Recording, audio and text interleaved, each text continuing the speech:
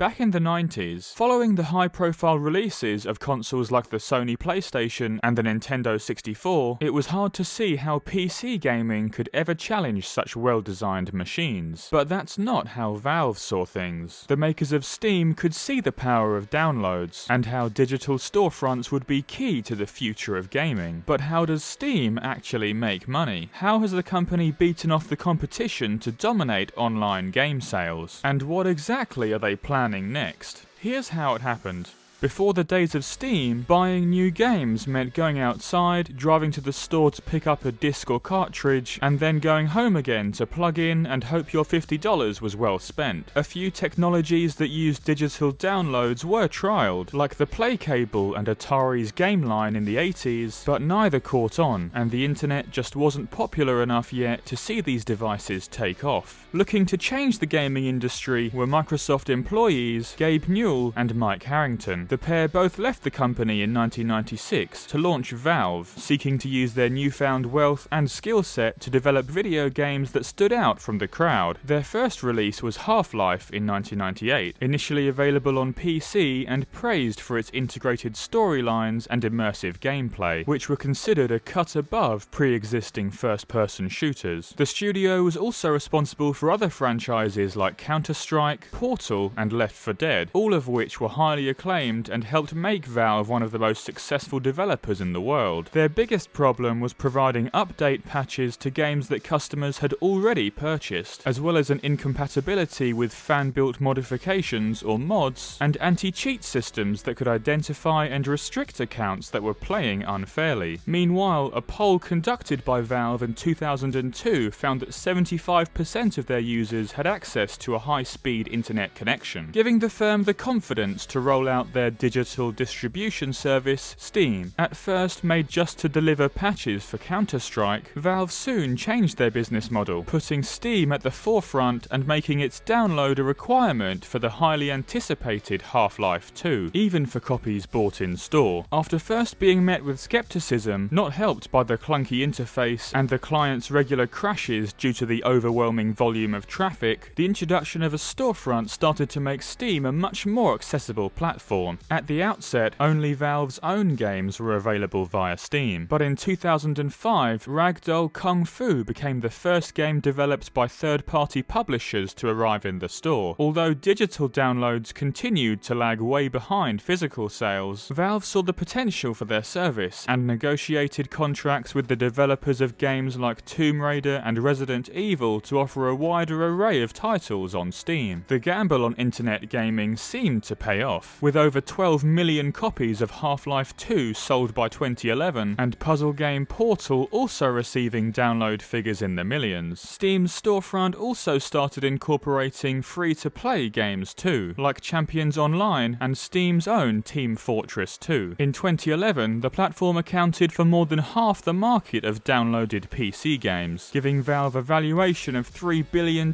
while employing around 250 people, making it North America's most profitable company per employee. As you'd imagine, while Steam was first only available on Windows, Mac and Linux versions were soon added, and even the firm's very own Steam machines alongside a dedicated Steam controller and Steam OS. The devices weren't massively successful, but they go to show how strong the influence of a software-first gaming company can be. Other features have also been integrated more recently, like the acceptance of payment in Bitcoin and the sharing of purchased games with close friends and family. Steam is fast becoming a holy grail for indie developers, as now the only hurdle between them and their games being played all around the world is the $100 product submission fee to appear in the Steam store, a figure that's reimbursed once the game makes over $1,000 in sales, plus the fact that creators now have the infrastructure to offer early access, downloadable content, and even virtual reality to their customers. With all this in mind, it's unsurprising that Steam now boasts boasts over 120 million active users every month. Steam makes the majority of its revenue from a commission on every sale, a figure that currently sits at 30% on all purchases, which is cut to 25% once a game sells $10 million